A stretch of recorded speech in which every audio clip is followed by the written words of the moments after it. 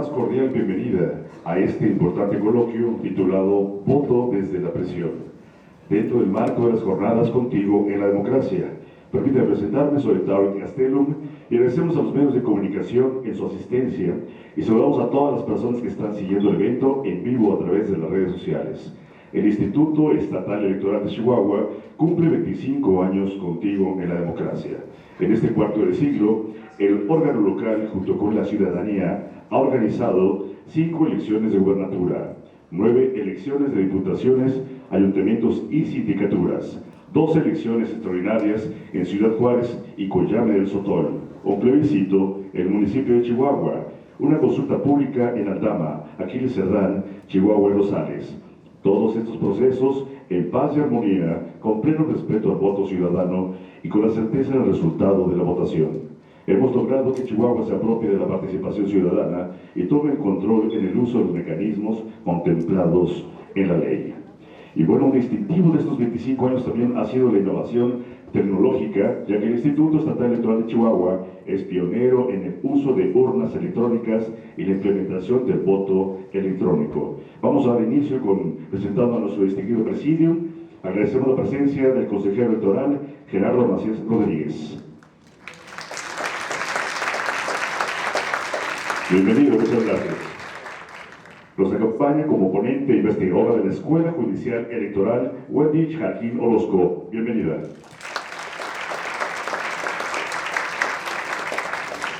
También agradecemos la presencia del consejero electoral Luis Eduardo Gutiérrez Ruiz. Bienvenido.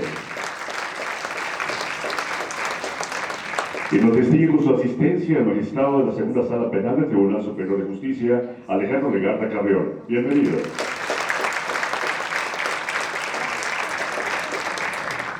Vamos y agradecemos la asistencia de nuestra consejera presidenta del Instituto Estatal Electoral, Yanko Durán Prieto. Bienvenida.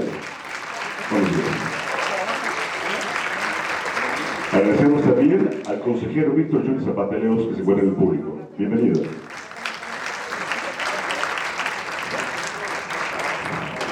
Vamos a darle rápidamente inicio y cedemos el uso del micrófono a nuestro magistrado Alejandro Legarda Carreón. Adelante, si es tan amable.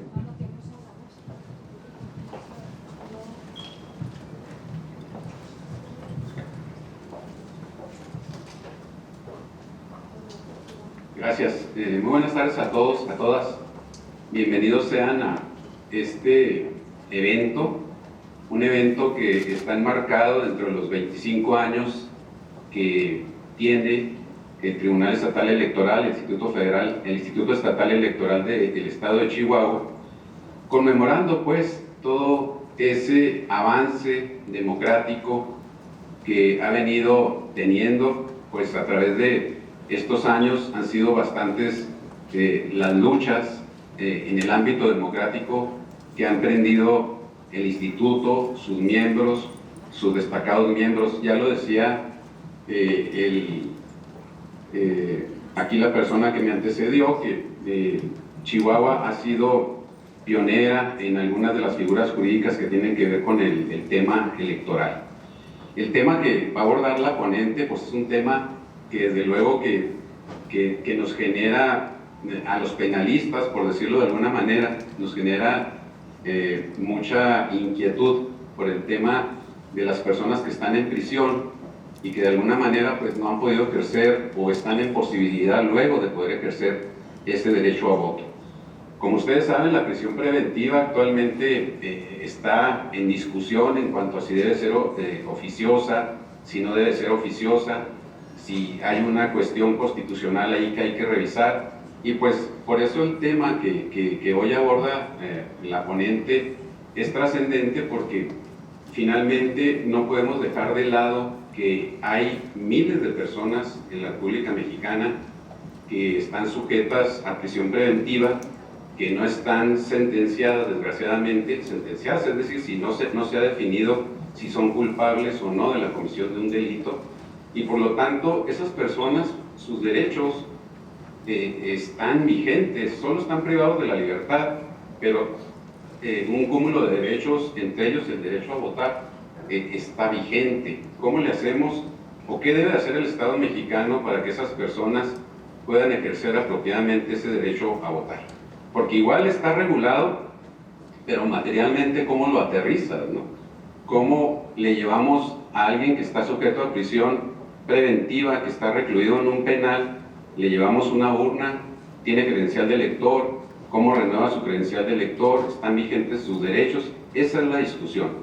Eso entiendo yo que es el tema del que nos va a hablar hoy nuestra ponente. Por eso es un tema tan interesante y que de alguna manera repercute, por ejemplo, en el ámbito del derecho penal, porque el derecho penal, con el nuevo sistema de justicia penal, trajo una serie de ventajas tanto al procesado por un delito como a la víctima, pero es importante que haya crecimiento en algunos otros derechos, como los que tienen que ver con la posibilidad de ser una persona que pueda decidir sobre el curso político del país. Enhorabuena por los trabajos que está realizando el Instituto, felicidades por esos 25 años, sean bienvenidos en esta su casa, reciban un saludo de la magistrada presidenta Miriam Victoria Hernández, que no sea ni la primera ni la última vez que nos estén acompañando, y esperamos ser parte de esos 25 años de esa celebración tan importante, y ojalá sigan creciendo jurídicamente, sigan creciendo democráticamente para beneficio del Estado de Chihuahua. Muchas gracias.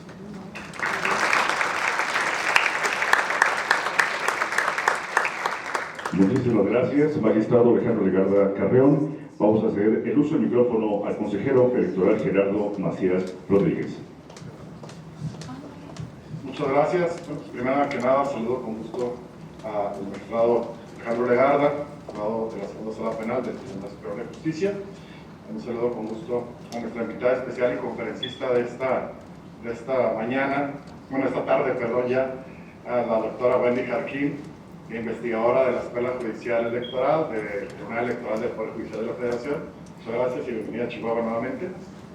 Saludo también con gusto, aquí nos acompaña también el consejero electoral, Eduardo Gutiérrez Ruiz. También muchas gracias.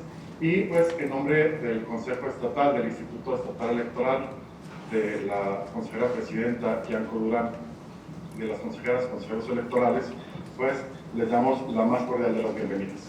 Y pues en el marco del festejo de los 25 años del Instituto Estatal Electoral es que nos dimos a la tarea de buscar temas de interés para la población en el estado de Chihuahua, y pues uno de los temas de gran interés que resaltan, digamos, en la garantía del ejercicio de ciertos derechos, como en este caso el derecho del voto activo y el derecho de presunción de inocencia, pues nos traemos en el tema de voto en prisión, ¿no?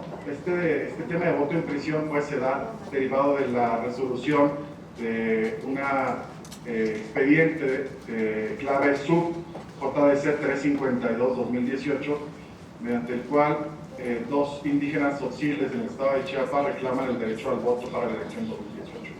Entonces es un tema, creo que va a tener muchas implicaciones, no solamente las que ya tuvo en el pasado proceso electoral de 2021, en el cual se dio un programa piloto por parte del Instituto Nacional Electoral dentro de cada una de las circunscripciones electorales de nuestro país, pero pues ahora viene ya la implementación, digamos, de un mayor calado pues para la elección de 2024, y pues también de las experiencias recogidas también en el estado de Hidalgo, del voto en el estado de Hidalgo en prisión. Vamos a dar la tarea de darle lectura a la síntesis o la semblanza curricular de la doctora Wendy Jarquín Orozco. Ella es licenciada en Derecho por la Universidad Nacional Autónoma de Nicaragua y doctora en Derecho por la Universidad de Castilla-La Mancha. Ha cursado además los estudios de posgrado de máster en Derecho Electoral, máster universitario en Derecho Constitucional, especialista en Derechos Fundamentales y Garantías Constitucionales en la perspectiva del siglo XXI, especialista en Justicia Constitucional, Derechos Fundamentales y Procesos de Amparo. Es además especialista en Derecho Procesal y Canónico Matrimonial. Ha realizado su tesis doctoral sobre la naturaleza subjetiva del amparo, análisis histórico comparado y de derecho español, que fue calificada con sobresaliente cum laude y mención internacional por el Tribunal Evaluador y que ha sido publicada por la editorial Porruga.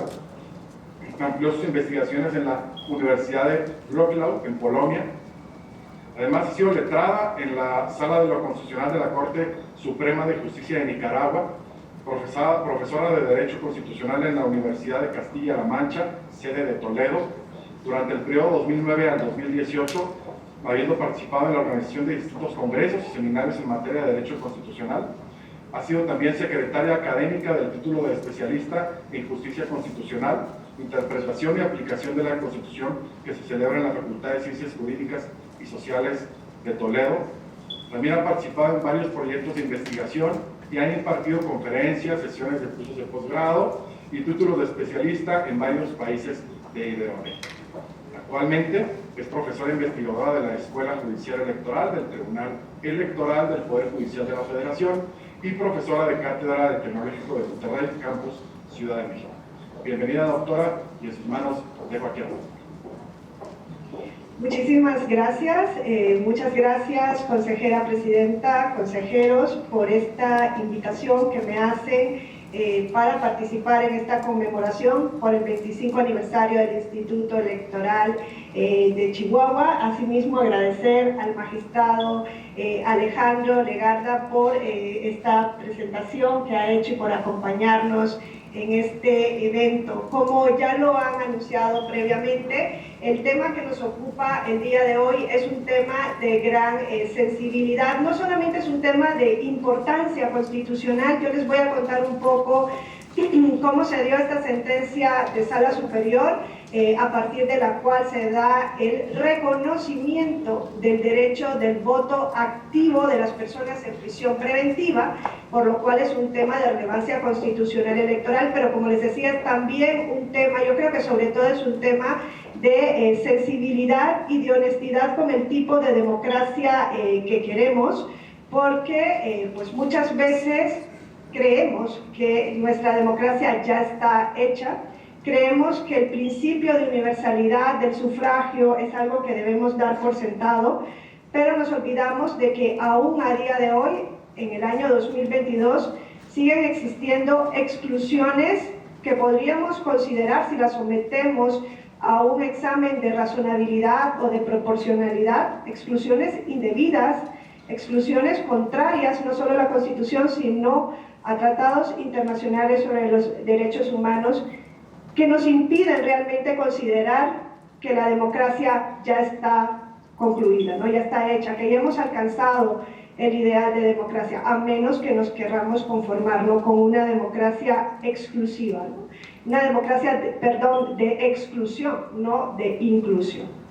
El tema, como les digo, que nos ocupa parte, como lo dijo el consejero Gerardo Macías Rodríguez, de una sentencia emitida en febrero de 2019 por Sala Superior del Tribunal Electoral del Poder Judicial de la Federación en el expediente sub-JDC 352/2018 y acumulados. Desde los hechos de este expediente nos vamos a dar cuenta de la trascendencia del caso, ¿no? Llegan dos personas que se autoadscriben como indígenas tzotziles por medio de dos demandas que entran el 1 de junio del año 2018. Estas dos personas alegaban haber sido privadas de su libertad en el año 2002 y que hasta la fecha de promover sus demandas, desde luego esto se trataba de un litigio estratégico, no habían recibido una sentencia. Eran 16 años de prisión preventiva. Hoy en día en México se está discutiendo, y no solo en México, ante la Corte Interamericana de los Derechos Humanos, de cómo se está aplicando la prisión preventiva. Este caso creo que nos tiene que trastocar profundamente. 16 años en prisión preventiva. Claro, el Tribunal Electoral no podía entrar a pronunciarse al respecto porque no es materia de su jurisdicción. Alegaban como agravio principal en lo electoral que desde su ingreso al centro penitenciario se les había privado de su credencial para votar con fotografía, por un lado, y por el otro alegaban que se les había violado el derecho al voto activo porque el Instituto Nacional Electoral no había emitido los lineamientos o las medidas para permitir el voto en prisión preventiva. Entre otros agravios fuera de lo electoral, además alegaban que no se les había comunicado el motivo de su detención en su lengua originaria, que habían sido sujetos de torturas, que no se les permitía el derecho de visita familiar, entre otras violaciones de los derechos a las cuales habían estado expuestas estas dos personas. La tarea del Tribunal Electoral no era una tarea fácil, porque aquí el agravio era, el tribunal no entra a analizar lo de que se les había privado de su credencial para votar con fotografía, que es una cuestión importante, que ya se dijo previamente. Deben tener derecho las personas en prisión a contar con la credencial para votar con fotografía. El Tribunal Electoral no entra a resolver ese agravio, entra directamente al tema de si esas personas habían sido vulneradas en su derecho a votar. Habían sido vulneradas en su derecho a votar, y en ese sentido, pues nosotros encontramos que en la Constitución, en el artículo 35, fracción primera, se reconoce el derecho al voto para las elecciones populares.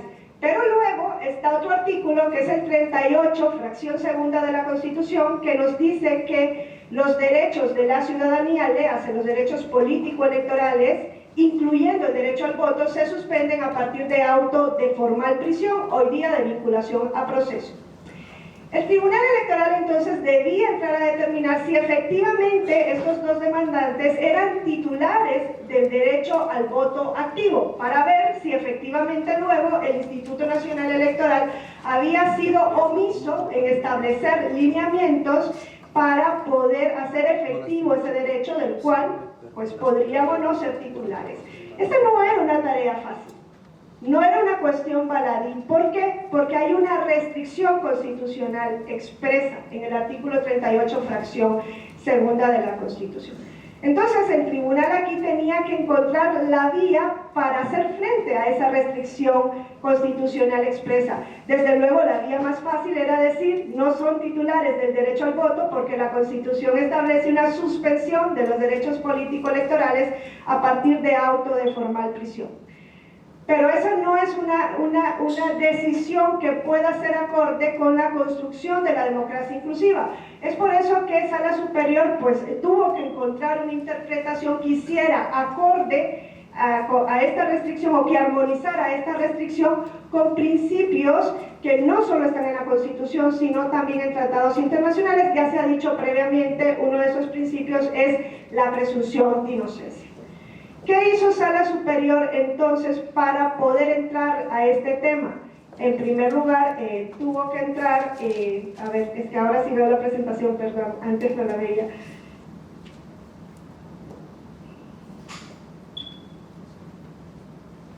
Voy a ver aquí si lo puedo también ir pasando, porque no sé por dónde va a ir.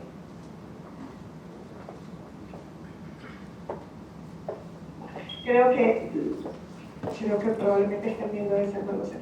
Entonces, Sala Superior lo que entró entonces a hacer fue una interpretación, a veces dicen conforme, pero yo no encuentro que se pueda hacer una interpretación conforme de la Constitución con la misma Constitución, ¿no? Pero sí una interpretación sistemática o armónica de la Constitución. A ver si lo... Es que no sé esta la diapositiva.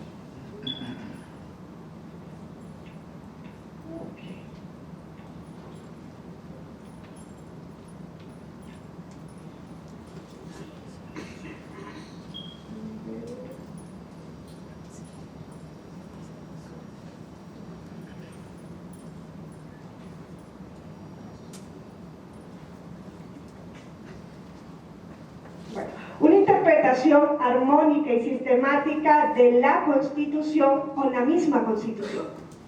¿Cómo vamos a encontrar aquí una respuesta a este dilema? Pues hay que ver que la Constitución establece una restricción, pero hay otros principios que están en la norma suprema que deben ser aplicables a este caso. Y encuentra el principio de presunción de inocencia, además de la obligación establecida en el artículo 1, párrafo 3 de la Constitución, que tienen todas las autoridades, no solo las autoridades jurisdiccionales, sino todas las autoridades de promover, proteger, respetar, garantizar los derechos humanos, dentro de los cuales se encuentran los derechos político-electorales. Entonces, Sala Superior hace una interpretación armónica, una interpretación sistemática para concluir que las personas en prisión preventiva tienen el derecho a votar porque están bajo el paraguas de la presunción de inocencia. Eso nos podría parecer que es una cuestión pues, que ya se da por hecho, pero no era así. Hasta ese momento en México no era posible, o sea, no se reconocía el voto de las personas en prisión preventiva, aun y cuando creo que todas y todos somos contestes en el hecho de que si no tienen una sentencia firme en su contra, están revestidas bajo el principio de la presunción de inocencia. Además, Sala Superior aplicó una serie de tratados internacionales, entre ellos el artículo 25 del Pacto Internacional de los Derechos Civiles y Políticos, que nos dice que los derechos político-electorales no pueden estar sujetos a restricciones indebidas. Y claro, ¿qué leemos por restricciones indebidas? Ahí es donde nos tenemos que ir, así el límite del derecho es objetivo, razonable y proporcional. Además de esto, la Convención Americana de los Derechos Humanos, el artículo 23 de la Convención Americana de los Derechos Humanos,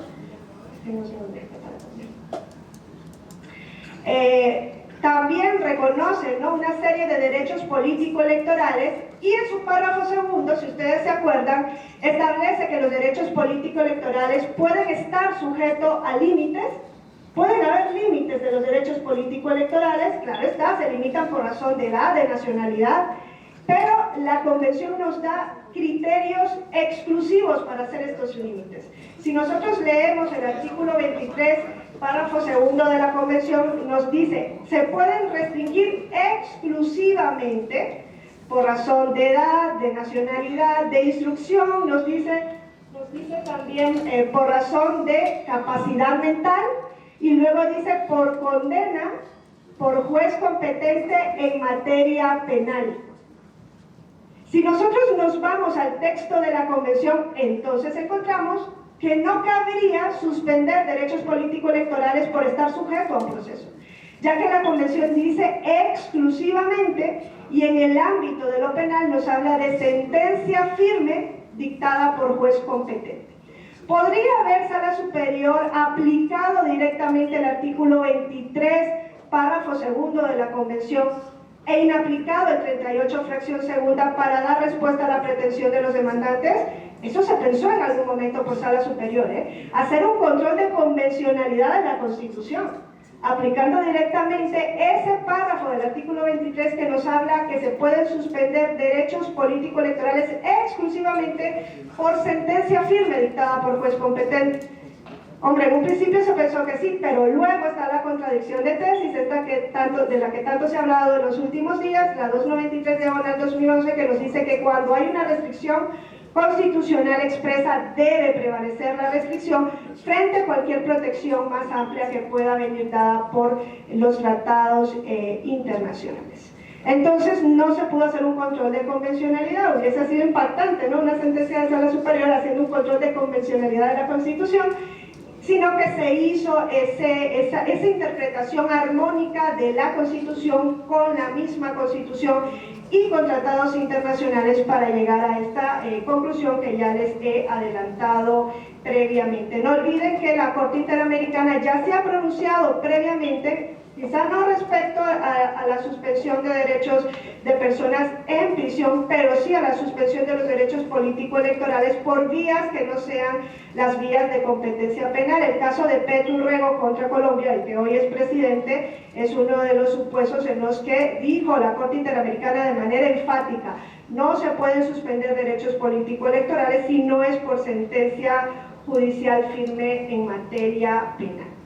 Este caso, como lo pueden ver, abarca únicamente a una de las dimensiones del voto.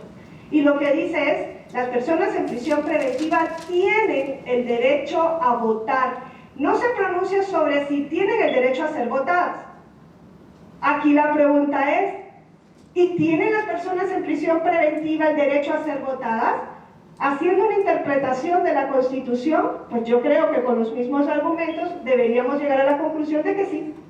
Si tienen el derecho a votar, también tienen el derecho a ser votadas porque se encuentran amparadas bajo el principio de la presunción de inocencia. Y esto no sería una cuestión que no esté regulada en otros países. En España, por ejemplo, se permite a las personas en prisión preventiva presentar candidaturas desde la prisión. Claro, se tiene que acomodar todo el sistema para que se puedan realizar, por ejemplo, las campañas electorales. Y si ustedes se acuerdan, con el proceso de pretendida secesión de Cataluña, casi todos los promoventes de la secesión estuvieron en prisión preventiva haciendo campaña para ser diputados de la Cámara de Diputados de España y lograron ganar la elección. Otra cosa es que luego el Tribunal Supremo Español decidió que como no podían ir a juramentar el cargo, aunque hubiesen sido electos, pues no podían acceder al mismo. Esto contrario a una cuestión prejudicial que resolvió en su momento el Tribunal de Justicia de la Unión Europea, reconociendo que eran diputados desde el momento en que habían sido electos. Pueden hacer campaña, pueden entonces presentarse al voto pasivo desde la prisión preventiva. Es más, hay países en los cuales incluso se permite el voto de las personas condenadas. Esta sentencia tampoco se pronuncia al respecto. No dice si una persona condenada puede también o es titular también del derecho al voto activo. ¿Por qué? Porque el caso no se lo daba, el caso eran dos personas en prisión preventiva. Pero si hacemos también un ejercicio en este sentido, encontraríamos que se podría llevar a cabo una interpretación armónica de la Constitución, quizá ya no con el principio de presunción de inocencia, pero sí con el principio que rige la finalidad de la prisión, que es la reinserción social, que está en el artículo 18 de la Constitución. Es decir, que si llegara un caso al Tribunal Electoral en el cual una persona condenada pidiese el ejercicio del derecho al voto activo, en este caso el pasivo es más difícil, no hay sistemas que permitan, ¿no?, que una persona desde la cárcel presente candidatura estando condenada, ahí se habría una imposibilidad material, ¿no?, de ejercer el derecho, pero ¿por qué no de votar? Si llegase un caso pidiendo el voto activo, probablemente la sentencia de Sala Superior tendría que entrar a interpretar la restricción constitucional del 38, en este caso fracción tercera o sexta, con el principio de reinserción social. Ahora, no sé si ustedes saben que esta no era la primera vez en la que el tribunal se pronunciaba. Esa no era la primera vez en la que el tribunal se pronunciaba sobre el voto de las personas en prisión preventiva. En esta ocasión, Sala Superior dice, las personas en prisión preventiva tienen el derecho a votar, y no solamente dice eso, dice, el Instituto Nacional Electoral debe llevar a cabo una implementación de ese voto para el año 2024. Ese es el paso final que da Sala Superior. Ya se había pronunciado respecto de este tema en sentencias emitidas en el año 2007 y 2010. Esta no era una cuestión que el tribunal no hubiese tratado nunca. Es más, la Suprema Corte también ya se había pronunciado con relación al voto de las personas en prisión preventiva. Yo les dejo estos precedentes y es más, una jurisprudencia emitida por el Tribunal Electoral del Poder Judicial de la Federación, en la que se establece que la suspensión de los derechos político-electorales del ciudadano, prevista en el artículo 38, fracción segunda, solo procede cuando la persona está privada de libertad. Me explico. ¿Qué había dicho antes el Tribunal Electoral? Ya les digo que también la Suprema Corte con respecto al voto en prisión preventiva. Pues lo que había dicho anteriormente es que las personas en prisión preventiva tienen el derecho a votar. Ya lo había dicho en el año 2007, ya lo había dicho en el año 2010, ya lo había dicho la Suprema Corte. Tienen el derecho a votar, pero ese derecho solo se iba a hacer efectivo si estaban en libertad. Si estás sujeto a proceso, decía, tienen el derecho a votar. Si estás en prisión preventiva, tienes el derecho a votar. Pero si estás en prisión preventiva, no se puede hacer efectivo el derecho. Si estás sujeto a proceso en libertad condicional, sí se puede hacer efectivo el derecho. Miren, los casos que habían llegado a Sala Superior, los dos primeros del año 2007, eran dos personas que habían acudido a un módulo de atención ciudadana a solicitar la reposición de su credencial para votar con fotografía. En ese momento se les anunció que no se podía llevar a cabo la gestión porque había un registro de que estaban sujetos a proceso, claro, en libertad condicional porque estaban yendo directamente al módulo de atención ciudadana. Se les dijo que podían presentar un JDC ante Sala Superior. Llegan ante Sala Superior estos dos casos del año 2007 y Sala Superior en el año 2007 establece que la restricción constitucional establecida en el artículo 38 fracción segunda, esa que dice que las ciudadanías, los derechos de ciudadanía se suspenden a partir de auto de formal prisión, decía, esa restricción no es absoluta ni categórica, admite excepciones. Además, Sala Superior consideró que conforme al artículo 133 de la Constitución, en donde se establece que existe una ley suprema de la Unión, además de la Constitución se debían aplicar los tratados internacionales vigentes en el país y que cuando un tratado otorgara una protección más amplia se debía ir al tratado. Es el año 2007. Con lo cual, esto nos dice que Sala Superior y el Tribunal Electoral aplicaban control de convencionalidad y principio pro persona antes de la reforma constitucional del año 2011.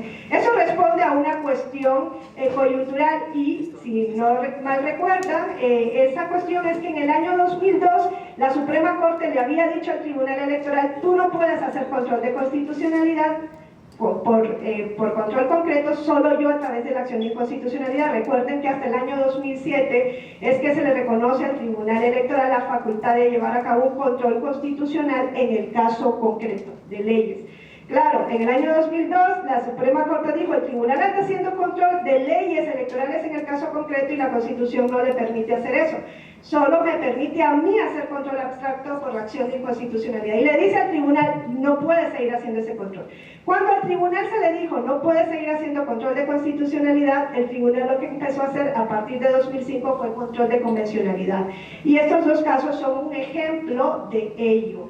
Entonces, en el año 2007 el tribunal dijo: las personas en prisión preventiva, conforme a los tratados internacionales vigentes en la materia, conforme al artículo 25 del Pacto Internacional de los Derechos Civiles y Políticos, tienen el derecho a votar porque están respaldadas por la presunción de inocencia.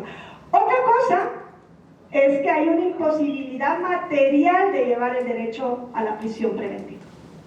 Es que si están sujetas a proceso y en libertad condicional, que voten. Denle la credencial para votar con fotografía. En estos dos casos, ordenó dar la credencial para votar porque las dos personas sujetas a proceso estaban en libertad condicional. Pero dijo: si están en prisión preventiva, pues no podemos llevar las urnas a prisión. Esa era la imposibilidad material a la que se refería el Tribunal Electoral en estos dos casos, también a la que se refiere en el 98/2010, aunque ahí se trataba de voto pasivo de una persona que quería ser candidata estando sujeta a un proceso. Como estaba en libertad condicional, también le dio luz verde a Sala Superior.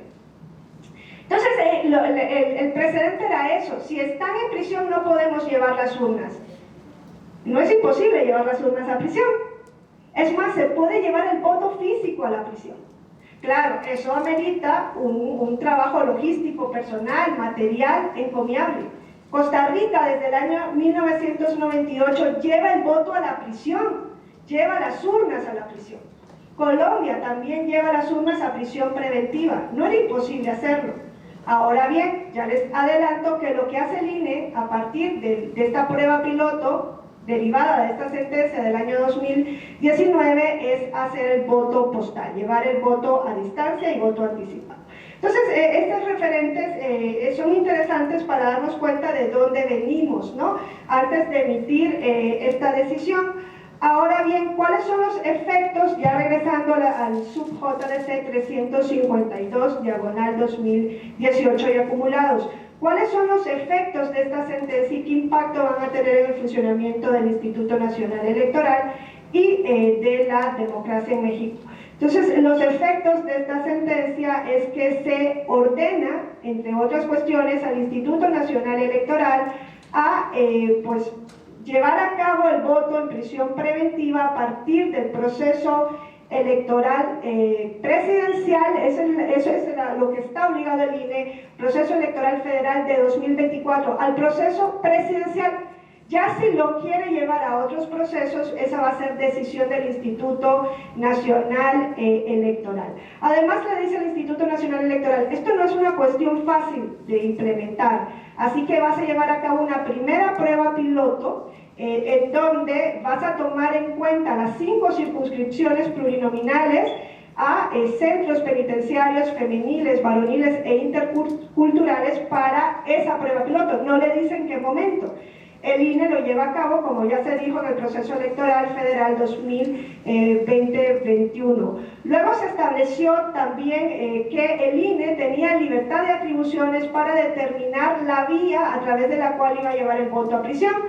Le recomendó que fuera la vía postal, pero el INE iba a decidir qué vía se iba a elegir. Y una cuestión importante es que yo les dije que los demandantes de estos dos JDC pedían votar para la elección federal de 1 de julio de 2021. La demanda la presentan un mes antes, era imposible que esa sentencia saliera en un mes. Entonces, la sentencia sale hasta febrero de 2019. Ya había pasado el proceso electoral del 1 de julio de 2021. Si ustedes leen, hay votos particulares en esa sentencia en donde dicen ya no había materia que resolver.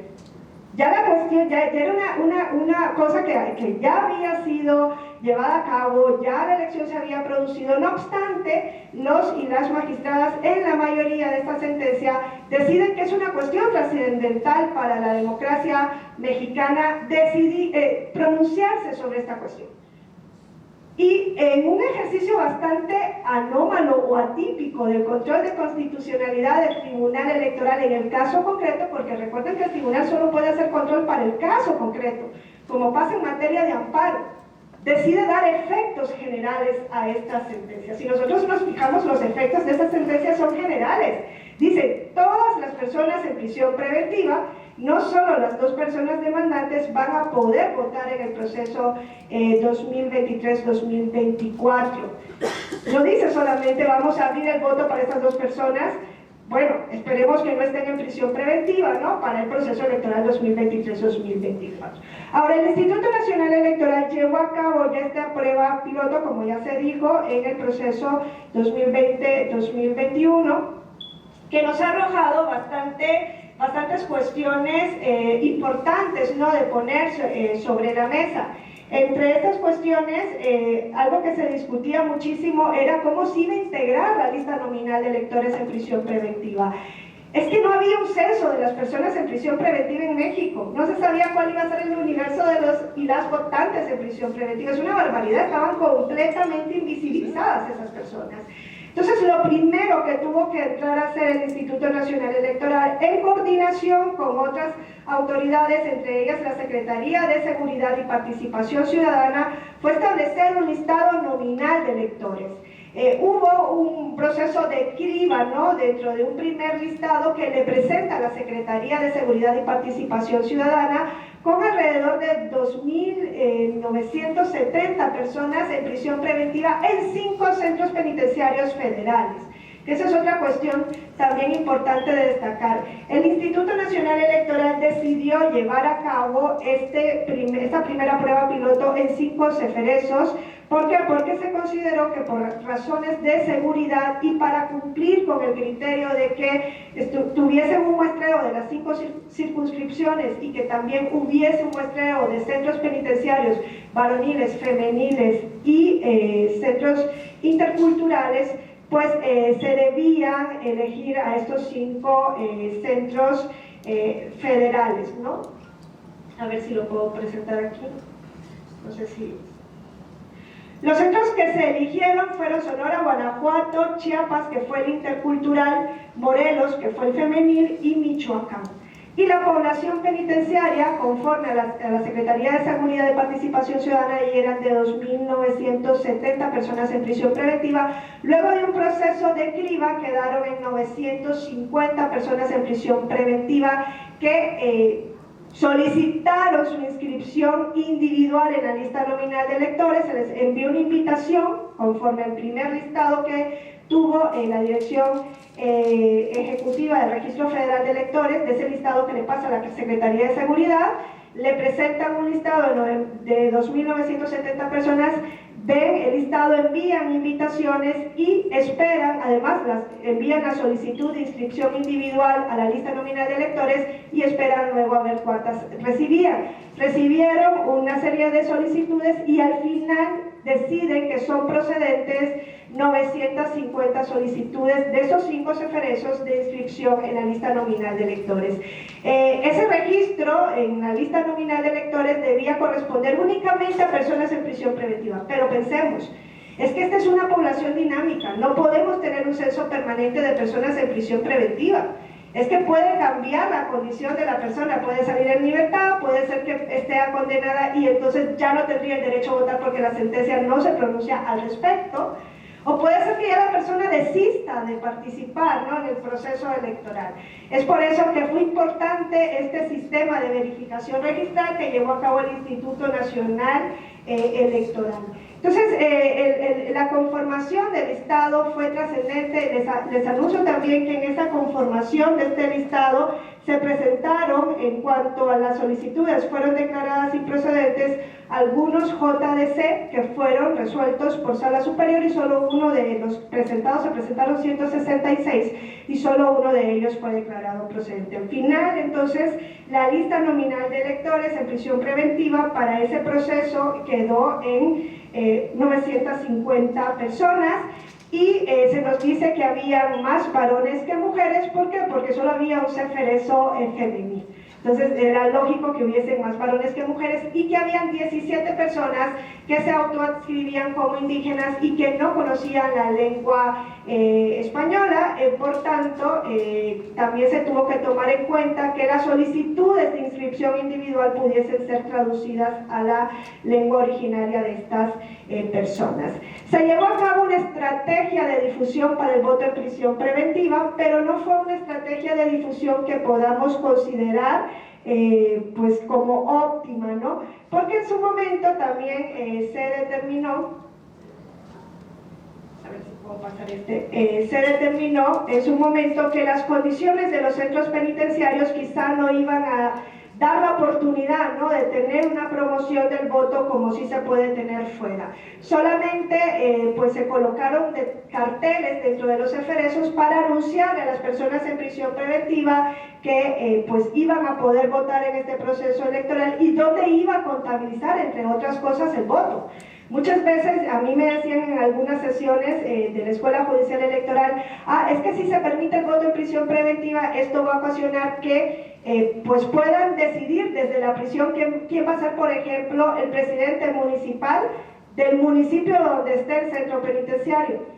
Pero el Instituto Nacional Electoral previó entonces que para evitar estas cuestiones, el voto de la persona iba a contar en el distrito de su último registro conforme a la lista nominal de electores, ¿no? Esa es una cuestión también importante de destacar.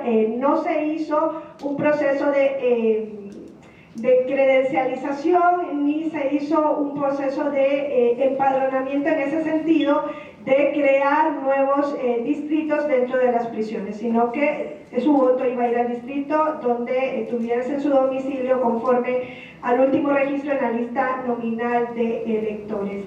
Se configuró también un material de apoyo para llevar el voto a la prisión preventiva. Ese material de apoyo consistió en sobres paquetes electorales de seguridad. El sobre paquete electoral lo que contenía era un instructivo de votación, un documento en donde se contenía la propaganda política electoral de los partidos o coaliciones participantes. Las personas en prisión preventiva participaron en la elección de diputados por ambos principios. Entonces se contenía esto, los partidos que participaban, la boleta electoral para la elección de diputación y luego un sobrevoto y un sobrepaquete electoral, pero no se cambia, un sobrepaquete electoral de seguridad penal para meter toda la documentación. Hay bastantes puntos a destacar sobre esta cuestión. Miren, hay un informe que hace, un informe de hallazgos del primer ejercicio electoral 2020-2021 que hace una asociación denominada Libres para Elegir, que precisamente lo que persiguió es poner sobre la mesa las observaciones derivadas de este primer ejercicio del voto en prisión y nos dicen Creemos que con estos materiales, con esta información que se recibió desde prisión preventiva, las personas pudieron ejercer un derecho al voto informado, porque es importante que puedan votar, pero también el derecho al voto tiene que hacerse con la información óptima, adecuada, necesaria, suficiente, ¿no? La gente en este ejercicio, como les dije, fue un ejercicio de voto anticipado, se llevó a cabo entre el 17 y el 19 de mayo de 2021, antes del proceso electoral federal, por voto anticipado a distancia, ¿no? Se colocó una mampara especial en cada uno de los eferesos y ahí en el momento en que iba a votar se les entregó este sobrepaquete electoral con la instrucción para votar, con la información de los partidos y coaliciones que participaban. Las personas en prisión preventiva no podían acceder a otra información aparte de esa, por su misma condición. Al momento de votar se le entregó esa información. Y no se previó en este caso, como sí se previó al momento de la solicitud de inscripción en la lista nominal de electores, la traducción en lengua indígena.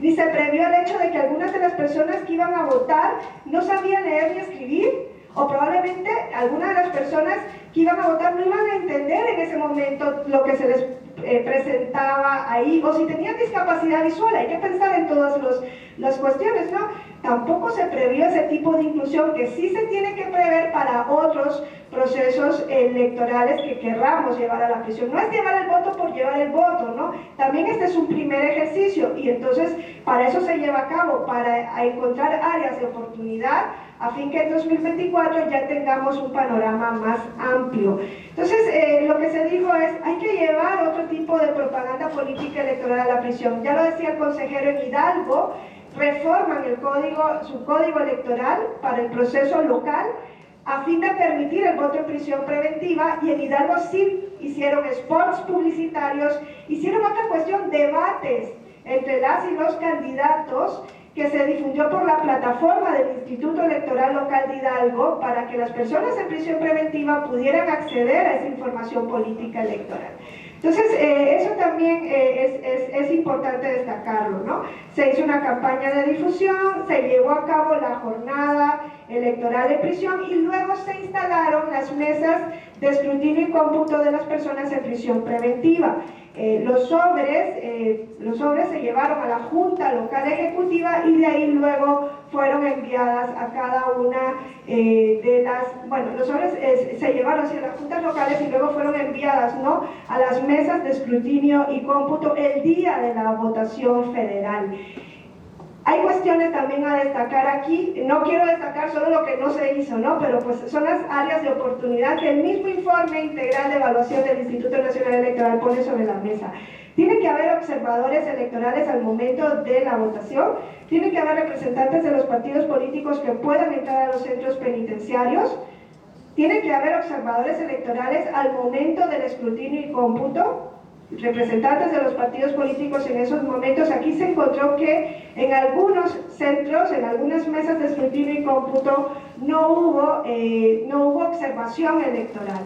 Sí lo hubo en el momento de la votación por parte de la tercera visitaduría de la Comisión Nacional de Derechos Humanos, pero no se previó una observación ciudadana como sí se previó luego en el proceso local de Hidalgo, ni tampoco se previó en algunas mesas de escrutinio y cómputo como en la de Chiapas la participación de observadores en ese momento. También hay que tomar en cuenta la situación de pandemia en la que nos encontramos, ¿no? Y se dijo que en el ceferezo de Chiapas ninguna de las personas que participó, por ejemplo, estaba vacunada. Entonces hay que tomar en cuenta todas esas cuestiones porque son las que nos atañen hasta el momento, y también hay que tomar en cuenta pues la retroalimentación que puedan dar las personas que participaron en este primer proceso federal de 2020-2021, ¿no? Cómo se sintieron al momento de ejercer el voto, revisar las fechas de corte para la integración de la lista nominal de electores. Ya les digo yo que es una población dinámica, cambiante, entonces aquí la lista se cerró el 28 de febrero, ¿no?, del año 2021, quizás se tenía que haber previsto otras fechas de corte para tener en cuenta los cambios que se podían producir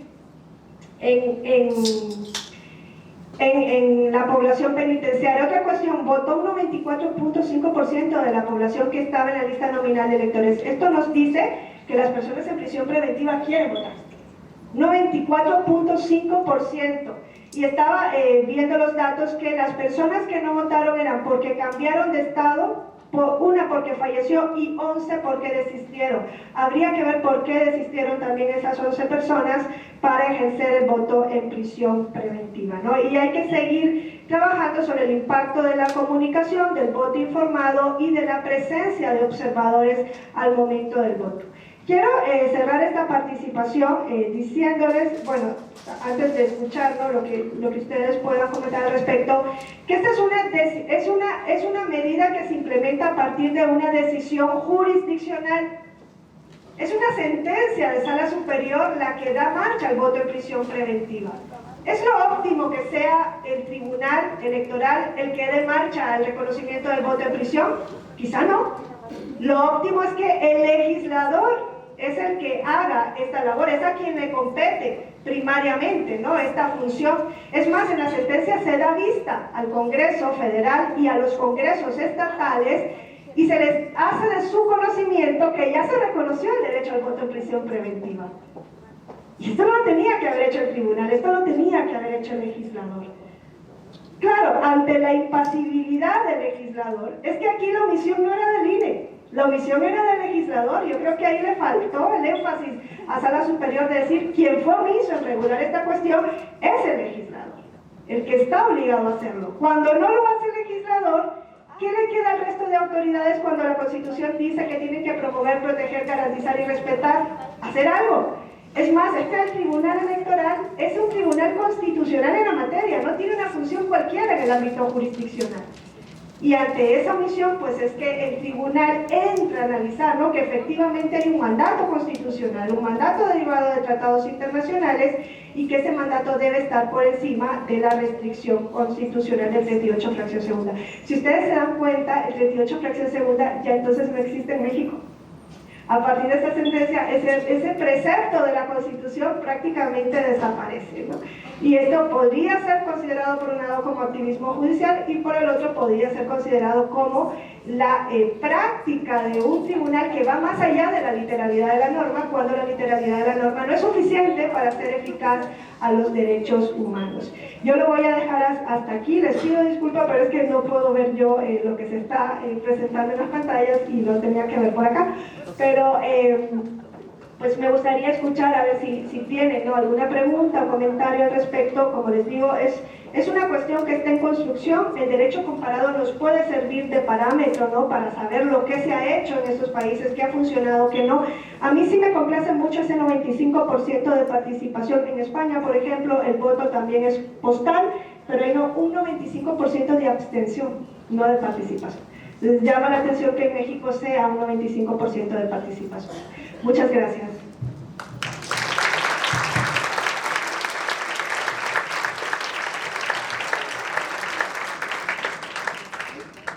Muchísimas gracias a nuestra ponente por esta importante participación. Y bueno, vamos a iniciar con la sesión de preguntas y respuestas a cargo del consejero Luis Eduardo Gutiérrez Ruiz. No sé si nuestras compañeras son tan amables de pasarnos las preguntas o comentarios.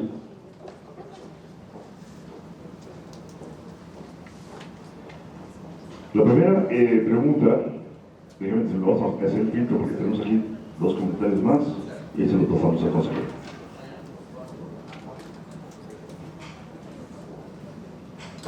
Primera pregunta a la letra.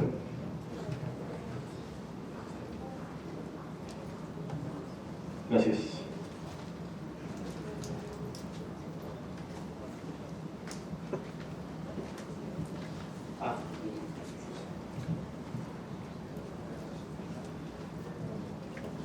Bueno, muchas gracias. Antes que nada, quisiera reconocer y agradecer a la doctora Jarquín por esta gran plática que nos acaba de dar sobre un tema sumamente relevante para nuestro sistema político electoral, que viene a marcar un cambio de paradigma para todas y todos quienes nos desenvolvemos en este tema, ¿no? Autoridades, ciudadanía. autoridades no electorales también, partidos políticos y los pormenores que aborda, que sin duda nos servirán de muchísimo para el análisis de cara a 2024. Y me permito dar lectura a la primera de las preguntas que tenemos aquí, doctora.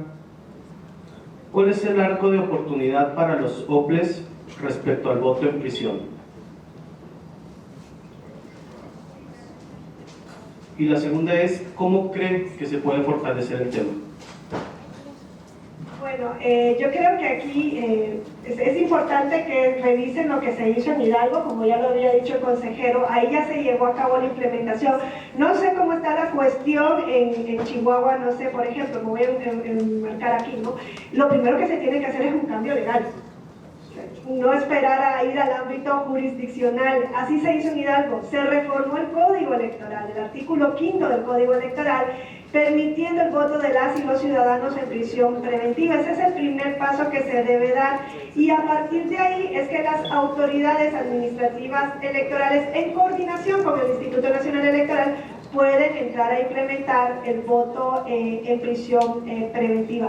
Creo que esta es una cuestión que no la tenemos que ver únicamente desde lo federal, ¿no? Esta es una cuestión que atañe, y que atañe muchísimo también a lo local. Es un tema de derechos humanos y, como les decía al inicio, es un tema que tiene que ver honestamente con el tipo de democracia que queremos a día de hoy. No creo que se va a caer ni el Estado ni el país por permitir el voto en prisión preventiva, ¿no? Muchas veces se dice, es que la seguridad, ¿quién me va a determinar si efectivamente la persona está votando de manera libre? Si nos vamos así, en algunos estados también nos podríamos poner a pensar si las personas realmente votan de manera libre, ¿no? O sea, son clichés que se mantienen hasta el día de hoy, o son cuestiones que nos plantean áreas de oportunidad para que, si hay, las condiciones en la prisión preventiva son condiciones no tan aptas para la seguridad, pues propiciemos de alguna manera, a través de un trabajo interinstitucional, ¿no? Solamente de los OPLES en el ámbito de lo local, sino también de las autoridades penitenciarias, las vías para hacer realmente posible que el voto se realice de manera secreta. Yo en la prueba piloto, personalmente, del Instituto Nacional Electoral, sí me quedaron algunas dudas sobre cómo garantizar la secrecía realmente del voto, cuando el paquete, el sobrepaquete electoral de seguridad llevaba el nombre de la persona que iba a votar en prisión preventiva. Llevaba un número de folio identificado. Era necesario, ¿por qué? Porque es un voto por correo postal y luego hay que dar seguimiento al mismo. Es un voto a distancia. Pero claro, ¿cómo garantizamos la secrecía, no? Pues cuando abran el sobrepaquete electoral saben quién fue la persona que votó. Quizá podamos dar el paso a otro tipo de votación por urnas electrónicas, el voto e-voto, ¿no? El voto por urnas electrónicas, el voto electrónico. Quizá podamos, ¿no? Incluso el Instituto Nacional Electoral se lo plantea en un informe que hace sobre ese ejercicio. Podemos quizá dar el paso a otro tipo de voto que no sea específicamente el voto postal. Y lo otro que decía era... y el tema, o sea, yo creo que yo les invito a leer estos informes, tanto el de Hidalgo cuanto el informe del Instituto Nacional Electoral. Les voy a dejar también pues la presentación en cuanto a las áreas de oportunidad. Yo creo que pues, ahí quedan de relieve. Para eso era este ejercicio, ¿no? Para que nos pusiera de relieve todas las dificultades con las cuales nos vamos a encontrar al momento de implementar el voto, que no van a hacer imposible el ejercicio del voto, simplemente van a meritar que pues hagamos un mayor esfuerzo para irlas no solventando. Yo creo que ahí sí se presentan algunas líneas de recomendación. Es importante leerlo y es importante que a nivel estatal también se vaya dando esos reconocimientos. Muchísimas gracias, doctora. ¿Chihuahua estaría dentro de este régimen en el próximo proceso electoral? Es otra de las preguntas. También nos preguntan respecto del derecho al voto pasivo y atendiendo a la resolución de Sala Superior, ¿considera que para el próximo proceso electoral pudieran implementarse sistemas que garantizaran ese derecho? Y si gusta, damos lectura a una tercera. Es momento de voltear a ver a la implementación de herramientas que aseguren la participación de adolescentes, niños y niñas y otras personas en los mecanismos de participación social y política. Bueno, esto es más como un comentario. Se da el uso de la voz. Pues, a ver, yo les digo, no sé si Chihuahua va a reformar, yo haría un llamamiento para que se tome en consideración esto, ¿no? Lo que se hizo en Hidalgo, probablemente eso se tenga que expandir a todos los estados. Para el proceso 2023-2024, la sentencia de Sala Superior solo obliga al INE a implementar el voto en prisión preventiva en la elección presidencial. Esa es la obligación que tiene el Instituto Nacional Electoral, y le dice, ya si la quieres también ampliar a otro tipo de elecciones, conforme a tu presupuesto, conforme a pues, tus recursos humanos y materiales, ya es decisión del Instituto Nacional Electoral. En principio solo va a ser para la elección presidencial. En la prueba piloto se hizo para la elección de diputados por ambos principios porque tenía que implementarse, ¿no? Previamente para ver pues cómo se pone en marcha todas las cuestiones de fondo que esto conlleva. Con relación al voto pasivo, ya les comenté que la sentencia no se pronuncia al respecto. No se pronuncia sobre si las personas en prisión preventiva pueden presentar o no candidaturas. Les adelantaba que personalmente considero que el mismo argumento para permitirles el voto activo puede valer para acreditar el voto pasivo. Hay una sentencia de Sala Superior del Proceso Federal 2020-2021, si no me equivoco, del magistrado Vargas. El caso no era precisamente alguien que quería hacer candidatura en prisión preventiva, sino de un diputado que ya había sido electo y antes de tomar protesta del cargo le abrieron un proceso. Entonces aquí lo que tenía que resolver Sala Superior es si esta persona ya no podía acceder al cargo si tenía un proceso abierto. La cuestión es que estaba en prisión preventiva. Entonces lo que se resolvió es que como tenía que ir a juramentar el cargo, claro, está en prisión preventiva, tiene que juramentar el cargo, no puede salir de prisión preventiva, entonces lo que se estableció, o sí podía salir para juramentar, pero no para ejercer, lo que se estableció es que mientras se resolviera el proceso, su suplente tomara protesta y en cuanto esa persona ya pudiese adquirir la libertad, pues podía tomar la posesión del cargo de diputado. Yo creo que ahí Sala Superior se quedó un poco ahí, ¿no? Medio, ¿no? No se pronunció hacia el fondo. Quizá ahí hubiese tenido la oportunidad de decir, a ver, si están en prisión preventiva, incluso si están sujetos a proceso en prisión preventiva, tienen presunción de inocencia.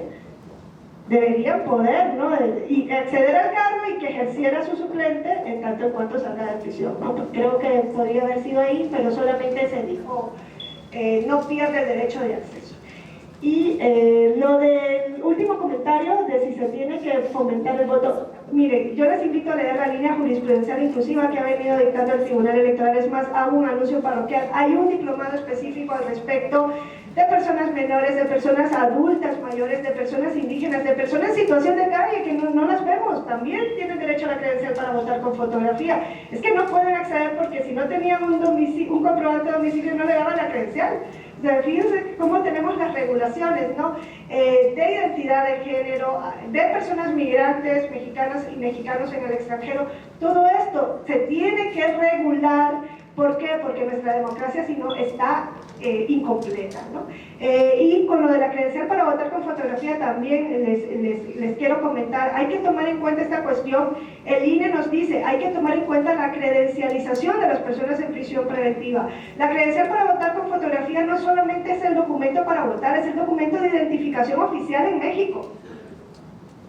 Y hasta el 2019, una sentencia de Sala Ciudad de México, de noviembre de 2019, una persona sujeta a proceso no tenía derecho a la credencial para votar como documento de identidad oficial. Y claro, hay una sentencia de Sala Ciudad de México que dice, como documento de identidad debe la credencial, incluso si está condenada la persona, y libre bajo libertad condicional. Y si va a un módulo de atención ciudadana, debe la credencial como identidad.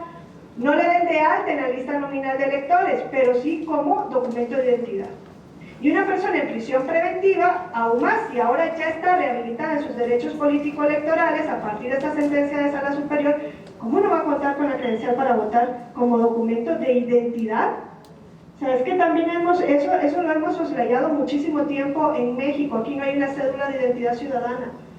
La credencial para votar hace las veces de cédula de identidad y es un documento oficial, es decir, es un tema Es un documento que el Estado tiene que dar de manera gratuita, ¿no? Porque a veces dicen, no tiene credencial, pero tiene pasaporte, o tiene licencia para conducir, o ni cartilla militar. No todas las personas tienen acceso a esos documentos. En cambio, la credencial para votar sí, y sí tiene que ser otorgada por el Estado. Muchas gracias, doctora. ¿Qué opinan la doctora Jarquín y el magistrado Legarda sobre la posibilidad de que se conceda autorización para que las personas privadas de su libertad salgan a votar el día de la jornada? En el pasado proceso electoral aquí en Chihuahua, una persona en prisión domiciliaria obtuvo un permiso de ese tipo.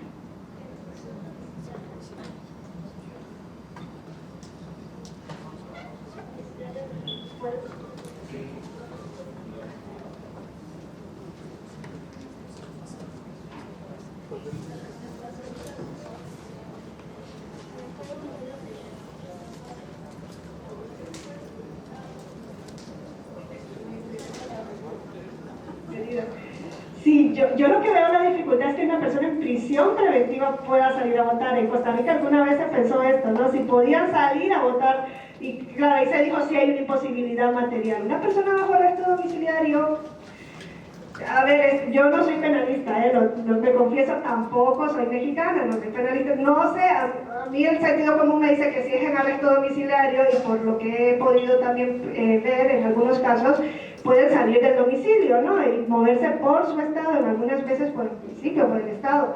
Yo creo que ahí no había, ser mexicano, no había mayor imposibilidad, pero salir de la prisión para votar, eso sí, ¿no? Por eso es llevar las urnas a la prisión, porque no cabría la seguridad de un estado para poder, ¿no? Poder canalizar que la persona vaya, vote y vuelva. Eso me parecería mucho, bueno, imposible.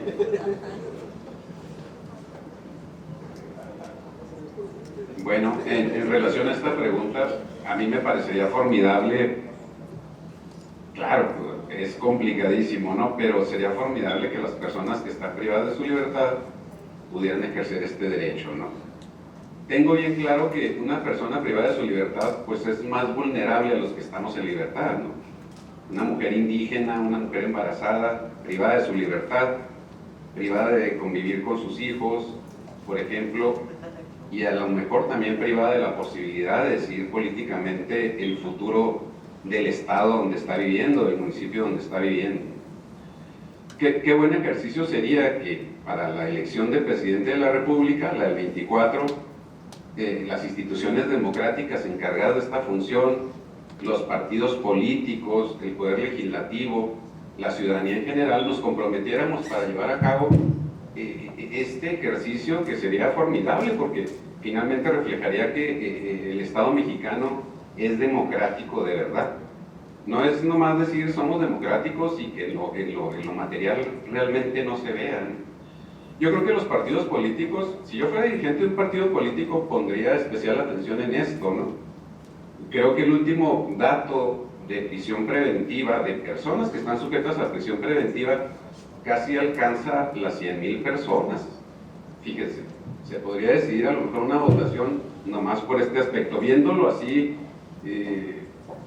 sin considerar un tema de derechos humanos. Pero yo creo que lo principal es poder buscar primero que no haya personas en prisión preventiva. Esta ya es una posición de un penalista, ¿no? Buscar que todos los procesos se lleven en libertad, pero si tenemos personas en prisión preventiva, hay que buscar que al menos esas personas puedan ejercer apropiadamente todos sus derechos, y si entre esos derechos está la posibilidad de votar, que lo puedan hacer libremente. Yo creo que vale la pena el gasto que pudiera hacer el Estado para lograr este objetivo. Esa sería, y yo creo que hasta poder ser votado con esa posibilidad, aunque estés en prisión, ahí está la presunción de inocencia, y si no podemos resolver los procesos en el año constitucional o en el año que nos marca la Constitución, pues tendremos que dar esa posibilidad a las personas que están privadas de su libertad. En el caso de esa persona que se dice que pudo salir a votar, tenemos una medida cautelar que es arraigo domiciliario. La persona puede hacer sus actividades cotidianas, está siendo monitoreada para que no se salga del municipio, entonces, sí, una pulsera, entonces con eso yo creo que sí puede ir a votar si tiene la credencial de elector, ¿no? Muchas gracias, magistrado. Finalmente, ¿se esperaría entonces que estas modificaciones se extiendan a mecanismos de participación ciudadana? Y esa es otra cuestión. En Hidalgo sí se dijo que las personas en prisión preventiva podían votar en procesos locales y en mecanismos de participación ciudadana, porque no olvidemos que para participar en una consulta popular, en una revocatoria de mandato, se exige ser ciudadano o ciudadana y se hace la participación a través del voto. Entonces, desde luego que tiene que hacerse extensivo también para mecanismos de participación ciudadana. Yo me preguntaba por qué, bueno, temas presupuestarios, ¿no? ¿Por qué no se hizo en la revocatoria de mandato también así un ejercicio en algún centro penitenciario? Fíjense, ahorita el INE lo hizo en Ceferezos. Ahí también se dijo, ¿y por qué no en Cerezos también? Porque la dinámica es distinta, ¿no?, entre uno y otro centro penitenciario en cuanto a las condiciones de las personas y las condiciones de seguridad, la sobrepoblación, pero bueno, fue lo que se eligió en algún momento. Y yo aprovecho esta última, no sé si hay más preguntas, pero sí quiero aprovechar para el papel que tienen los partidos políticos como canalizadores de la democracia, como instituciones de la democracia. Fíjense, cuando se les presentó el informe para votar, ¿no?, en la propaganda política electoral en esta prueba piloto de las personas en prisión preventiva, se les dio una hoja con los partidos que participaban, ni siquiera con los nombres de las y los candidatos a diputados y diputadas, o qué programas llevaban para la prisión, o a los distritos a los cuales esas personas pertenecían. O sea, como se hizo el voto para el distrito conforme al último registro de la lista nominal de electores, no se hizo un esfuerzo por parte de los partidos políticos, de las coaliciones, de las candidaturas independientes que vayan a participar. No hay un esfuerzo. ¿Por qué? Porque no queremos ver a la prisión. A nadie le interesa la prisión.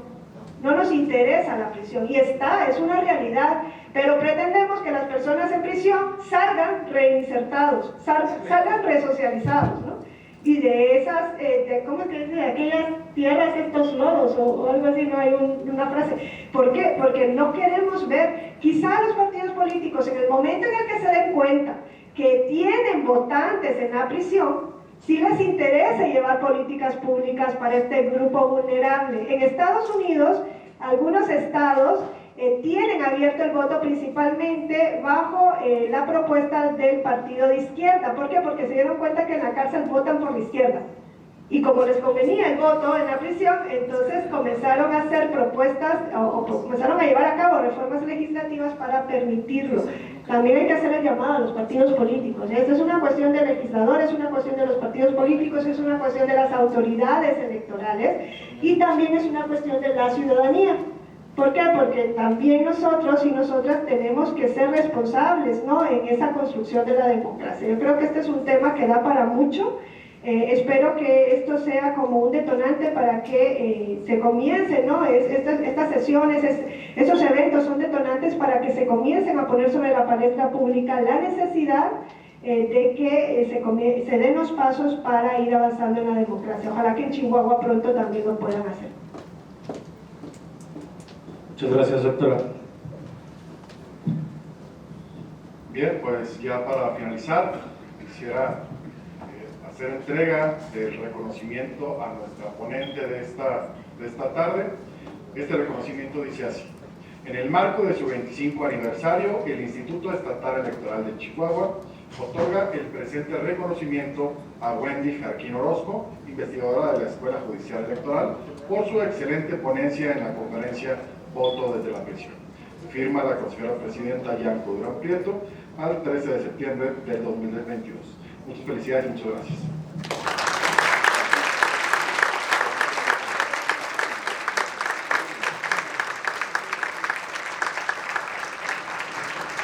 También entregar de obsequio la colección editorial del Instituto Estatal Electoral, que a nombre de la consejera presidenta, muchas gracias. Y pues sería todo para finalizar. Muchas gracias por su asistencia y nos vemos pronto. Pues como hemos llegado al final, allá la transmisión a toda la gente que está siguiendo de las redes sociales. Muchísimas gracias a los medios de comunicación. Muy buenas tardes.